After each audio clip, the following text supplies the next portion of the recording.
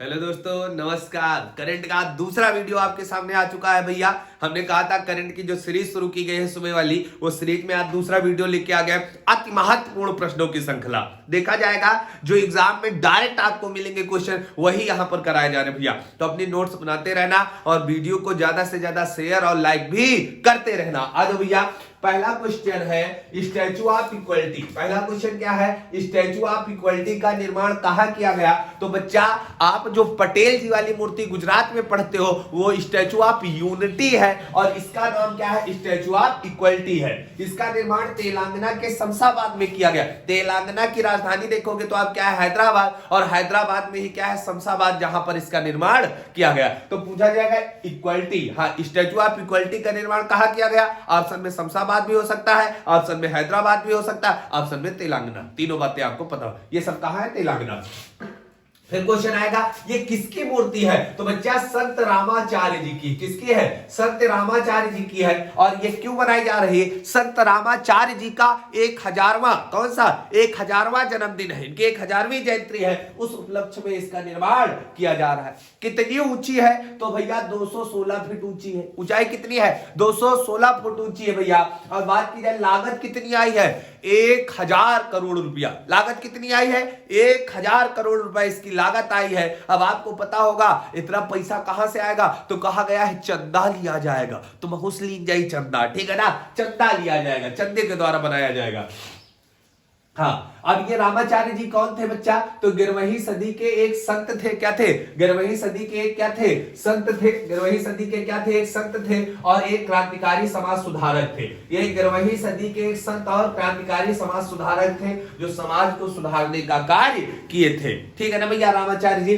बात की जाए, इनका उद्घाटन 5 फरवरी को नरेंद्र मोदी द्वारा किया गया। क्लियर हुआ? तो 5 फरवरी को मोदी जी के द्वारा शमशाबाद, हैदराबाद में इसका उद्घाटन किया गया। नाम क्या है? स्टैचू ऑफ इक्वलिटी नाम है। बार बार बता रहा हूं, स्टैचू ऑफ इक्वलिटी। क्लियर हो गया? तो ये कहां पर हो गया? हैदराबाद, तेलंगाना में किया। कंप्लीट। अब बात करते हैं बच्चा दूसरे प्रश्न की ओर, जो आज का महत्वपूर्ण दूसरा प्रश्न है। कह रहा है, देखो, मॉरीशस एक देश है बच्चा। मॉरीशस कौन है? मॉरीशस ने अपने मेट्रो स्टेशन, मॉरीशस में मतलब जैसे मेट्रो नहीं, जैसे भारत में सबसे पहले मेट्रो कलकत्ता में चली थी 1984, मतलब इस तरह से कहने का मतलब मेट्रो हर जगह, दिल्ली मेट्रो, कानपुर में देखो मेट्रो बन रहे, उन्नाव वाले से निहार है हमारी मेट्रो कब बनी, तो उन्नाव में भी नहीं बन रही भैया, है ना?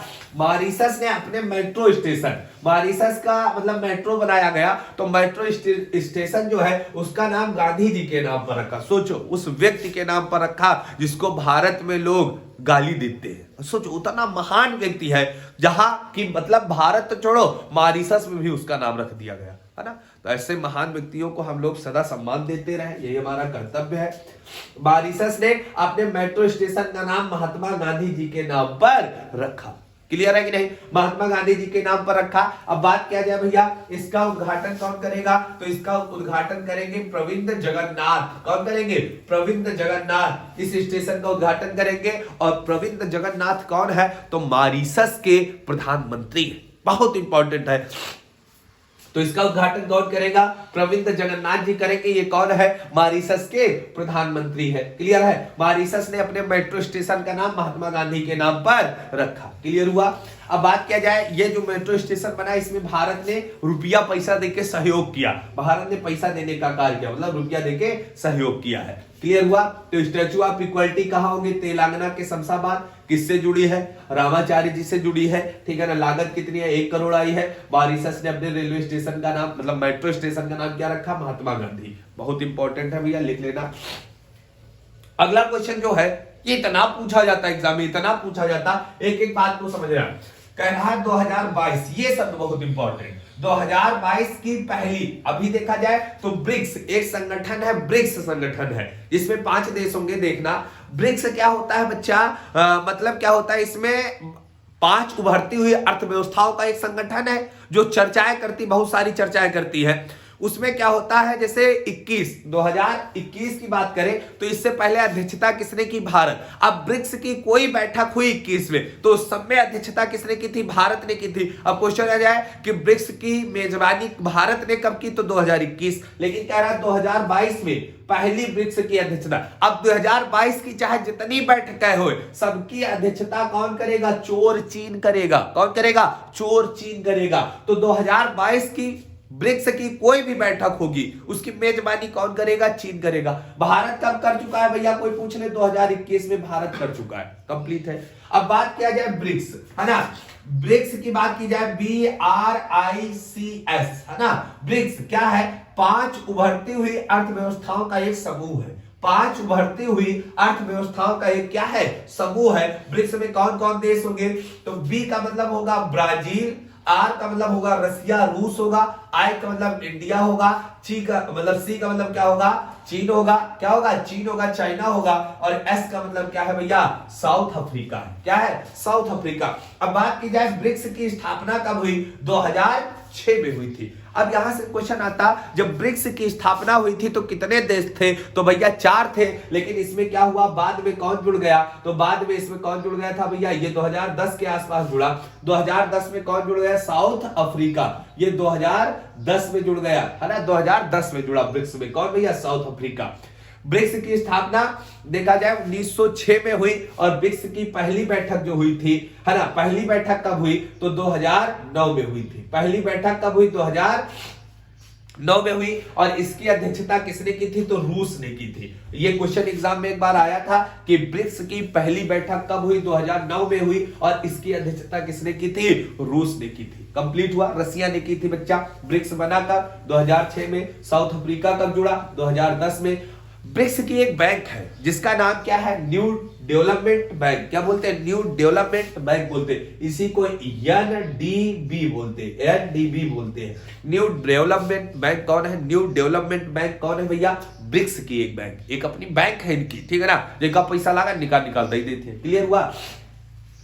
तो पूछा जाएगा 2022 की ब्रिक्स से संबंधित कोनो बात आ जाए, बैठक संबंधित तो को करी, चीन करी। भारत कब कर चुका है भैया, भारत देखा जाए इससे पहले कर चुका है। अब की बार किसका है, चीन का। इसके बाद नंबर किसका है, 23 साली, तो साउथ अफ्रीका करेगा। कौन करेगा, साउथ अफ्रीका। ये क्रम चलता है, ठीक। तो ब्राजील है, रूस है ना, इंडिया है, चाइना है, साउथ अफ्रीका है। ये कौन हो गया, ब्रिक्स संगठन। कौन सा संगठन हो गया, ब्रिक्स के बारे में हो गया, ठीक। आगे चलते हैं, अगला क्वेश्चन है, कह रहा है बिरजू महाराज। क्या भैया, बिरजू महाराज, है ना। बिरजू महाराज का हाल ही में निधन हो गया बच्चा। इनके जन्म की बात की जाए, जन्म इनका कहां हुआ था, तो प्रयागराज। याद रखना, उत्तर प्रदेश का इलाहाबाद है जिसको प्रयागराज बोलते हैं। तो इनका जन्म प्रयागराज में हुआ था, लेकिन निधन इनका हो गया हाल ही में, बड़े चर्चा में थे। बात किया जाता है बिरजू महाराज का संबंध किससे है, तो बिरजू महाराज का संबंध कोई पूछ ले तो कथक से है। एक शास्त्रीय नृत्य होते बच्चा, शास्त्रीय नृत्यों की संख्या कोई आपसे पूछ ले कितनी है, तो कह देना 7 + 1 = 8। शास्त्रीय नृत्य कितने हैं, 8 है। कितने हैं, 8 हो गए हैं। जो नया जुड़ा, पहले 7 रहे अब 8 हो गए, तो जो नया जुड़ा उसका नाम है सत्रिया। क्या नाम है, सत्रिया। तो शास्त्रीय नृत्यों की संख्या कितनी हो गई है बच्चा, कितनी हो गई है, 8 हो गई। कितनी हो गई, 8 हो गई। अब समझना, ये आपका तमिलनाडु है, ये क्या है, आंध्र प्रदेश है, ये क्या है, उड़ीसा है, और इधर आओगे तो मणिपुर है, इधर आओगे तो क्या है, असम है। क्या है, असम है, और यहां पर क्या है, यूपी है। कौन है, यूपी है, और इधर क्या है, केरल। कौन है, केरल। तो केरल में 2 शास्त्रीय नृत्य है, समझना। अब हम एक एक करके बता रहे हैं, लिख लेना। तमिलनाडु के शास्त्रीय नृत्य का नाम है भारतनाट्यम। क्या नाम है, भारतनाट्यम। तो तमिलनाडु में कौन होगा बच्चा, भारतनाट्यम होगा। आंध्र प्रदेश के शास्त्रीय नृत्य का नाम है कुचिपुड़ी। क्या नाम है, कुचिपुड़ी। तो आंध्र प्रदेश में कौन होगा, कुचिपुड़ी होगा। उड़ीसा नाम से पता चल रहा, उड़ीसी होगा, है ना। मणिपुर का नाम से पता चलेगा, मणिपुरी होगा।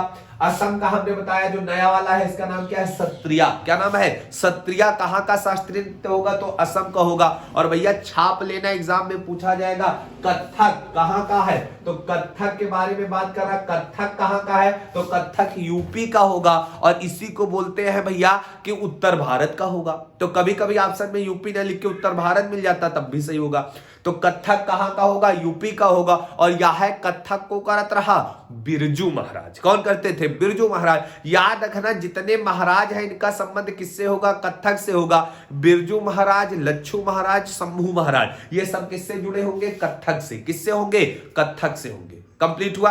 तो कथक कहां का होगा? यूपी का। लेकिन बात की जाए कथकली, क्या नाम है? कथकली। कथकली कहां का होगा? केरल का होगा। और मोहिनीअट्टम कहां का होगा? केरल। तो केरल में कितने हैं? 2, कथकली, मोहिनीअट्टम। लेकिन यूपी का कौन होगा? कथक। कथक को करत रहा बिरजू महाराज। हाल में इनका क्या हो गया? निधन हो गया। इनका संबंध पूछा जाएगा किस घराने से है? तो लखनऊ घराने से। किस घराने से है? लखनऊ घराने से। कंप्लीट हुआ भाई। इनको 1986 में देखा जाए तो पद्म विभूषण भी मिला था। इनका पद्म विभूषण दिया गया। यूपी का कोई एग्जाम होगा बिरजू महाराज जरूर मिलेंगे, पहले बता दे रहे हैं। ठीक, अंतिम क्वेश्चन आज का देख रहा है। यूपी सरकार ने झांसी रेलवे स्टेशन का नाम बदल दिया। भैया झांसी नाम तो खूब बदले गए ना, अघाय गाय गाँव गाँव के नाम बदले गए। उसी कड़ी में यूपी सरकार ने झांसी रेलवे स्टेशन का नाम बदलकर वीरांगना लक्ष्मीबाई स्टेशन रख दिया। क्या रखा भैया? वीरांगना लक्ष्मीबाई रेलवे स्टेशन रखा। तो झांसी स्टेशन का नया नाम क्या हो गया? वीरांगना लक्ष्मीबाई रेलवे स्टेशन रख दिया गया। उत्तर प्रदेश के अभी तक मुख्यमंत्री कौन है? योगी आदित्यनाथ है। और राज्यपाल कौन है? आनंदीबेन पटेल है। लोकसभा की पूछ लिया जाए, लोकसभा सीटें कितनी है उत्तर प्रदेश में? 80 है। और बात किया जाए राज्यसभा सीटें कितनी है? 31 है। विधानसभा सीटें कितनी है? 403 है। और भैया विधान परिषद सीटें कितनी है? 100। ये था भैया डिटेल में करंट की जानकारी। डेली जुड़ने के लिए भैया आप चैनल से जुड़ जाइए। बहुत बहुत धन्यवाद।